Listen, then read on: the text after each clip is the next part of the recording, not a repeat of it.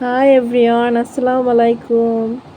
এটা হচ্ছে 2025 সালের পহেলা বৈশাখের দিনের ভিডিও।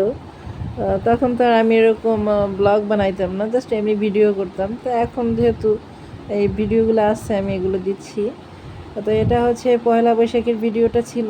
আমি একটা সাদা সাথে একটু লাল শাড়ি পরছিলাম। আমার আবার একটা শখ আছে, প্রত্যেকটা পহেলা বৈশাখ, ভ্যালেন্টাইন্স ডে এগুলোর সময় আমি আসলে এখানে মানে শাড়ি পরতে পছন্দ করি, যদিও ভালো লাগে না কিন্তু তারপরে পরি। এখানে পিছনে একটা মেয়ে দেখেন কিছু বেলুন হাতে নিয়ে বসে আছে মোটরসাইকেলের পিছনে। আমি ওকে উঠানোর চেষ্টা করছিলাম। আসলে আমার খুব শখ ছিল এরকম অনেকগুলো বেলুন হাতে নিয়ে আমি একটা দৌড় দেবো, দেখতে স্লো মোশনে খুব ভালো লাগবে। কিন্তু আমার আগে দেখি মেয়েটা আমার কল্পনার সেই ইয়াটা আগেই ফলো করছে, এরপর দেখি আরও অনেকেই ফলো করতেছিল।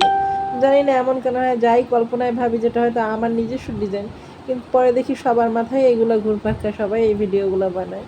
আমরা ওই দিন যাচ্ছিলাম আর কি একটু ঘোরার জন্য, তো সংসদ ভবনে অনুষ্ঠান হচ্ছিল। কিন্তু আসলে আমরা বিকালবেলা এত পরিমাণে জ্যাম, মনে হয় 3 ঘন্টা হবে মনে হয় মেবি বাসা থেকে বেরোনোর পর। আমাদের বাসা সংসদ ভবন থেকে কাছে, তারপরও দেখা যায় আমরা অনেকটা সময় রাস্তায় জ্যামে দাঁড়িয়ে রয়েছি। তারপর অবশেষে একেবারে সন্ধ্যার কিছুক্ষণ আগে আমরা সংসদ ভবনের ওখানে পৌঁছালাম, কিন্তু অনুষ্ঠানের কাছে আর যেতে পারিনি, এত পরিমাণে ভিড়, জ্যাম, পুলিশ ছিল।